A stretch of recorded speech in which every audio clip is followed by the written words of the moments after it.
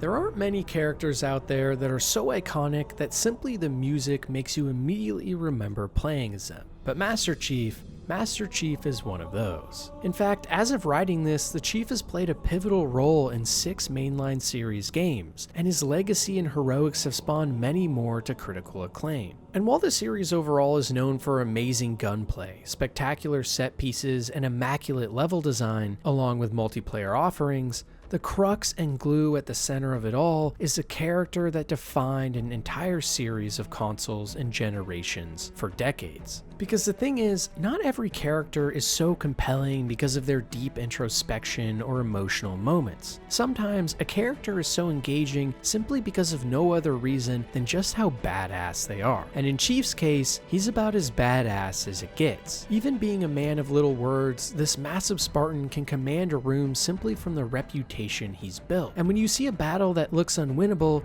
you almost feel bad for the opponent with an entire army behind them, knowing they're going up against the hardest man in the galaxy. And this level of mystique is only heightened by the fact that the Chief has so little dialogue and refuses to take his helmet off, which greatly adds to that sense of heroics behind the character. The whole reason people weren't happy about Chief taking his helmet off so much in the TV show was because it humanized the character too much, made him too relatable. And while for most compelling characters that would be a huge plus, here, Chief's amazing nature in many ways comes down to how stoic and unknown he is. It lets us paint a picture and story in our own head as to who he really is and why he's so strong, which makes him that much more compelling. For example, take one of the best scenes in the entire series, where Chief is trying to drop a bomb from a ship in mid-space combat and has been forced to go and move and guide it himself. And when he gets to the bomb, you can hear his AI girlfriend and sidekick Cortana come on comms, worried, and exclaim, "Just one question, what if we miss?" And Chief, without giving it a second thought, replies with nothing else than,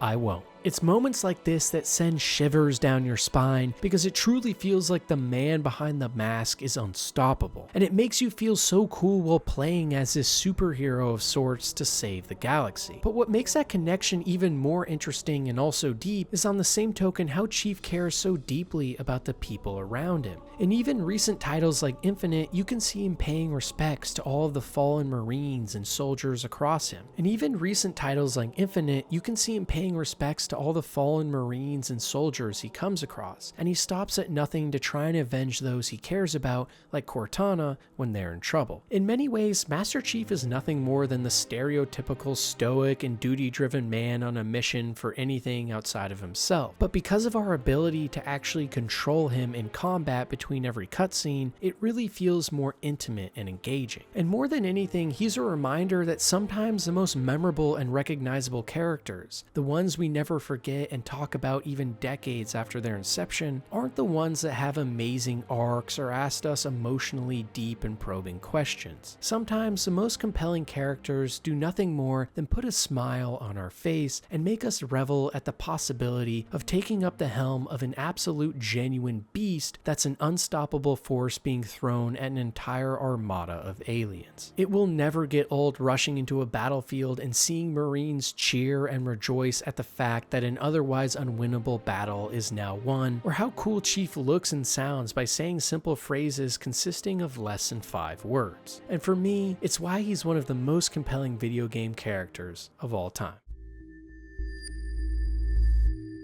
The Far Cry series is known for many things: insane explosives and gameplay, paragliding through the mountains, and open worlds that I personally find so dull and uninteresting, with endless map markers and quests devoid of real substance. Otherwise known as the Ubisoft formula. Sorry guys, I'm rooting for you. Some of the best devs out there, they just need some more innovation. But maybe more than all that, what defines Far Cry specifically the most is its villains. Recent entries have had famous actors and faces, and with every new release, a big part of the marketing centers around who the main adversary will be. And do you know why that is? It's because of a man from Far Cry 3, who was so good as the villain, it changed the series forever. The one and only Vaas, voiced by Michael Mondo from Breaking Bad. During the second you start the game, you are met with a cutscene of you and your friends jumping out of a plane to explore an island, after which seconds later you realize you have been captured by locals and are being held captive in a makeshift cage. The real most terrifying part of the whole opening, though, comes from the man who greets you in it, Vaas. And that's because he is violent, unpredictable, prideful, and most of all, extremely dangerous. Not only because of his willingness to kill, but the charisma that comes attached to it as well. His first words to you are slow and calculated, commenting on how neat of a phone you have. But the second your friend starts to yell through the tape binding his mouth, Vaas, without even a second of thought, completely freaks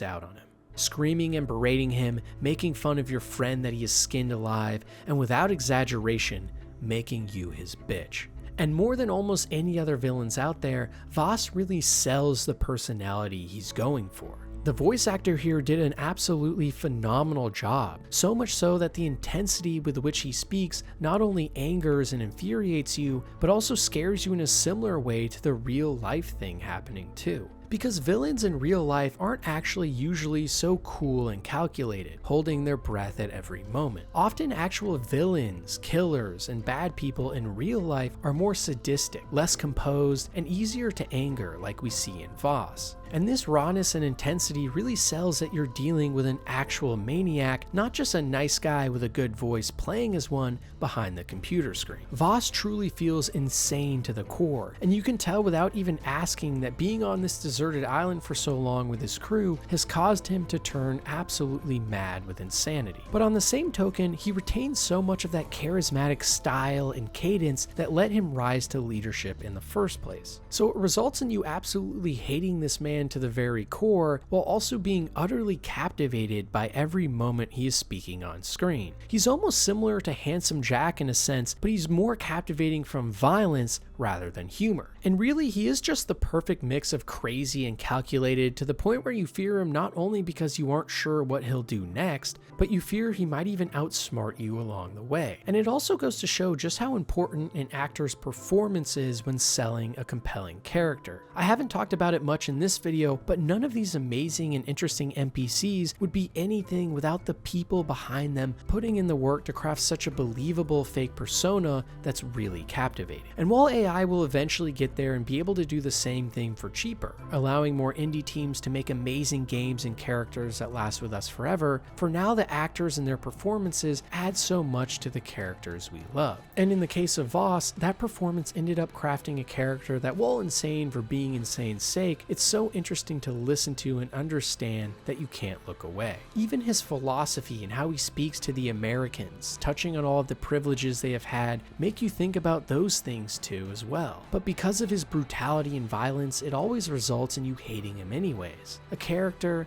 that will last with you for a long time, even after playing.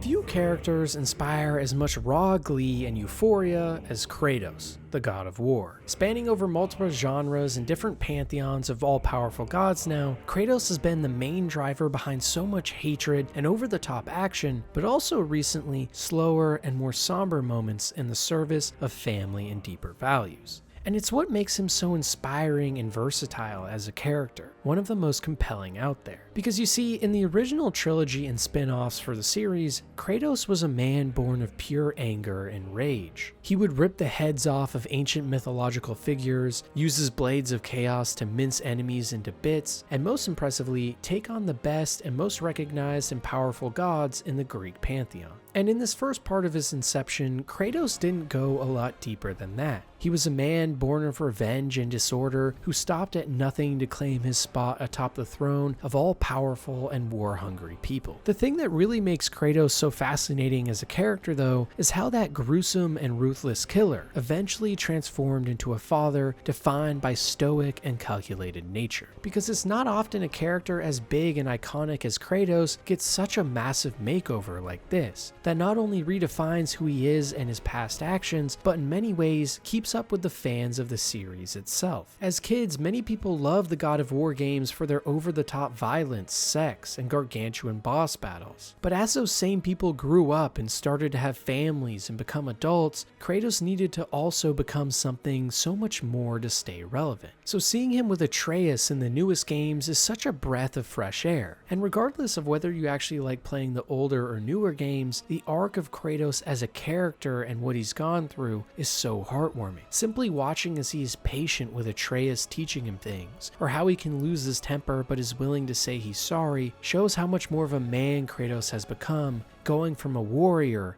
to a father. Because being a man is a lot more than just the ability to fight and kill. It's also the ability to understand and cooperate. And Kratos as a character is both. He is capable and as violent as he is stoic, as commanding as he is graceful in leadership as a father and a man. And it feels like nowadays strong leaders are either seen as one or the other. But Kratos again reveals that true power, real leadership, and becoming strong is all about embodying all of those elements at once, both the hard shell and the soft interior alike.